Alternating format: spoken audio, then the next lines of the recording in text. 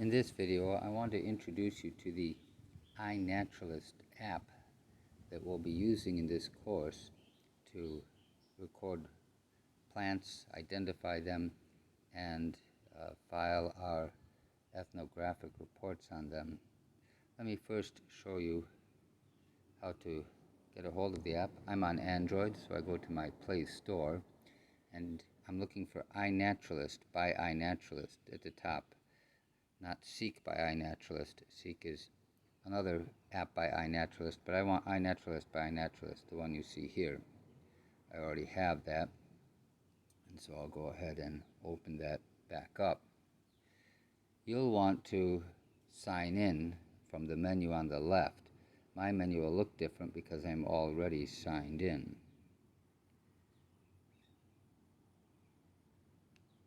But that menu will look like this when you open it up. At the top it says log in, sign up. You'll want to do that to log in and sign up. And then it'll look like this, and at the very bottom it says new to iNaturalist, sign up now.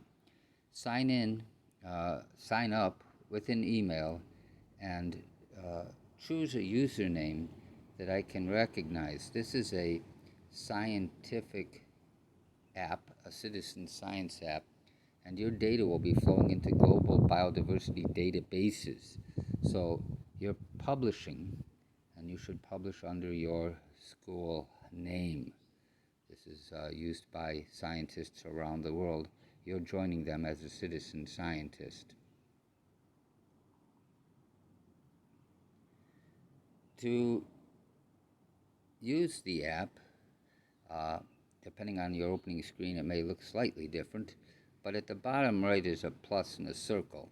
You can do a new observation of a plant from there, or from the upper left, there's a three-line menu there, and at the bottom it says new observation. Each observation should be of a different individual organism, in this case a different plant, one plant per observation. The first thing it'll ask you to do is whether to take a photo or not.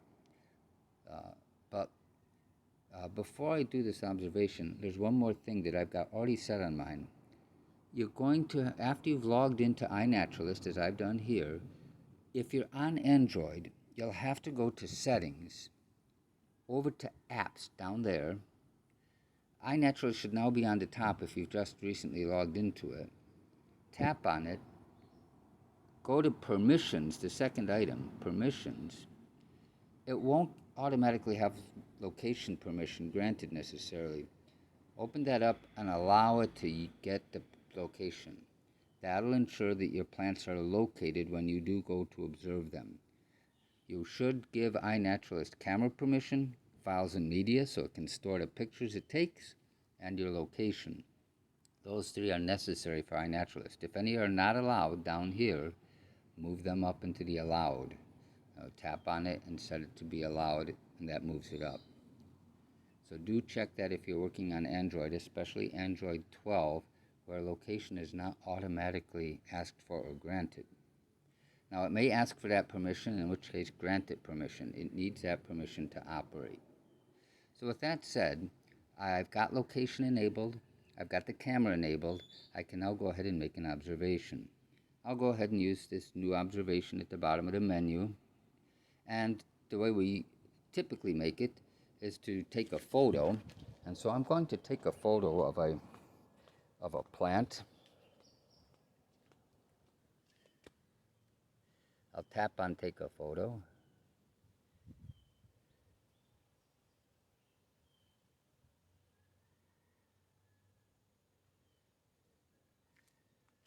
So I've taken a photo of my plant.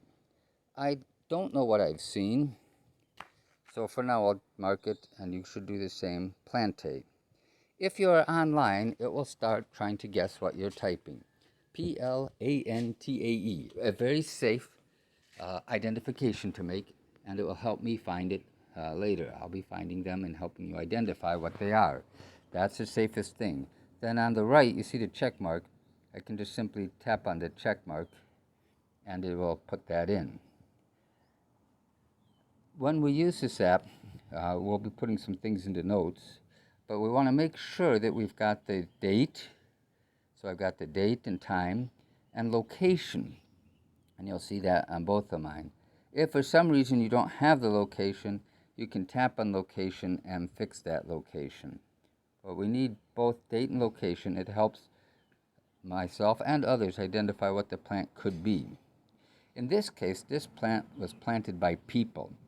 It's in a pot.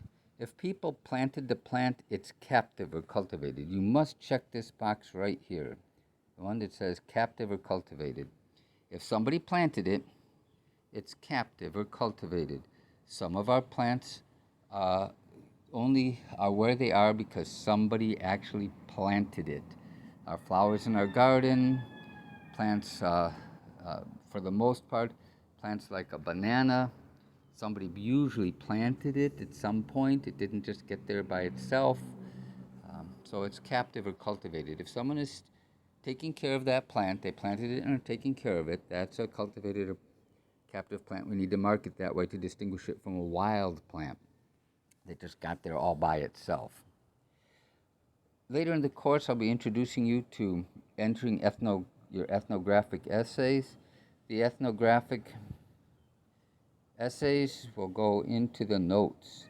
This will be where you do your reports. You're going to give later in the course, you'll give a presentation, and you'll put the contents of your presentation in the notes. This will be what this plant is used for and how to use it.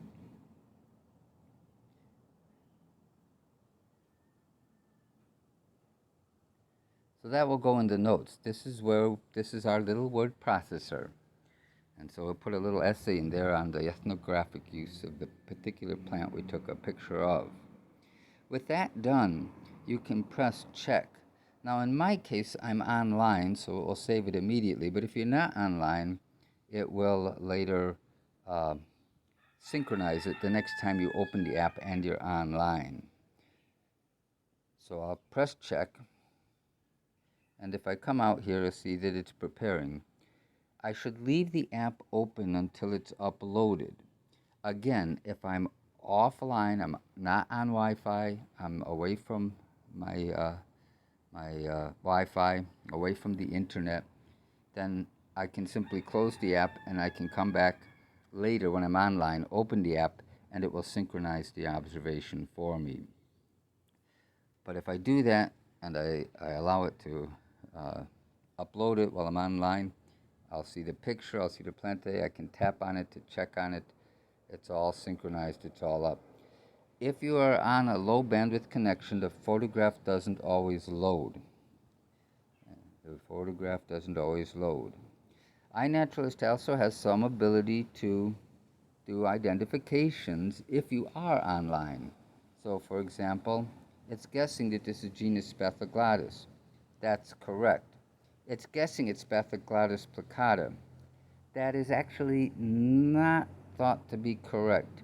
This particular plant is potentially, at least by one person, thought to be Spathoglottis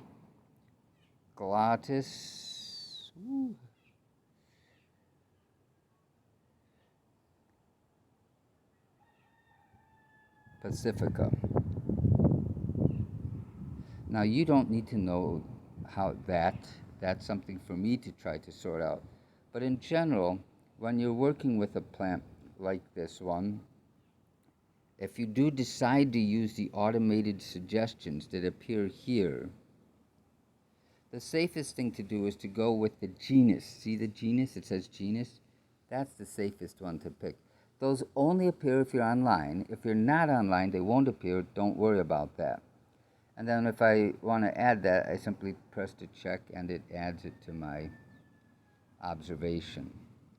And it will say it'll withdraw this one. You'll see these three dots here. I can withdraw. I may tell you to withdraw an incorrect genus. If the genus is incorrect, I may tell you to withdraw. That's where you would do it, right here. You can also edit your mark if you need to. If you want to work on editing the whole observation, like I tell you to add the location or the date, You click on the pencil at the top, and you can now edit the observation. And I may tell you, okay, edit the observation, and do those sorts of things. Also, the three-dot menu allows you to make other changes to the observation. So with that done, I'll go ahead and press the check at the bottom. That one's okay. I'll probably go back and refer to this since I'm pretty sure that it is Spathoglottis pacifica. Let's see if I can shortcut. It does accept shortcuts for those of us who know where we're going in the botanic system. These are the scientific names here. So I'll tell it's that and get that put up there. So with that done, I can now go back and it will upload the edits I just made to it. The picture's already uploaded, so it'll be a bit faster, and it will identify the plant and upload it. It is marked as a casual plant. And that's pretty much all there is to using the app. You can observe, as you see there, you can observe other things besides a plant. But in this course, we're focused on plants. These are those birds there. They're being also observed. And so, but each observation has to be a single species so that the identification matches the photo. You can take more than one photo. You might have noticed that back here at the edit screen, I click on the plus camera symbol and I can take another photo. For some plants, identification may require a picture of the flowers and the leaves. And so we maybe want to take two pictures. Some plants we need to see certain parts of the plant. We need a macro lens to go take a picture of that particular part. Here on these ferns, you can see the important thing are these brown dots or lines. They help us identify the particular plant. This one has some of these have dots. This one has little brown things at the end of the little leaflets. That's what tells us what this plant likely is. And so these are important for identifying the particular plant. And ferns, those are very important. So with that, do download the app.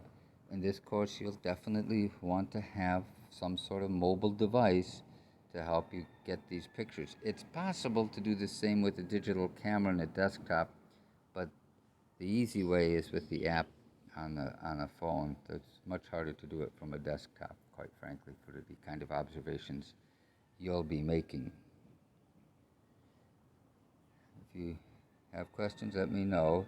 You'll want to, when you do use this app, you'll periodically want to check for activity on your own content. Other people may come in to identify your plants or identify your observations. You'll want to have a look at what they've done. They may tell you that what you've identified is not correct. In that case, you should withdraw that unless you have absolute reason to believe that you know exactly what you saw and that person is incorrect. But in general, most of the people working here are when they're making identifications, in general, they're making good faith identifications, and they're fairly certain of what they're doing. And I'll be keeping an eye on some of the observations coming in from Pompeii. Messages appear here. If someone sends you a message, it will be in this area here. And that's pretty much all you need to know. There's a few other things here if you need to get at them on this main menu. Explore shows you all of the observations at your current location. If you've set a current location, they'll all appear here. Thanks for watching.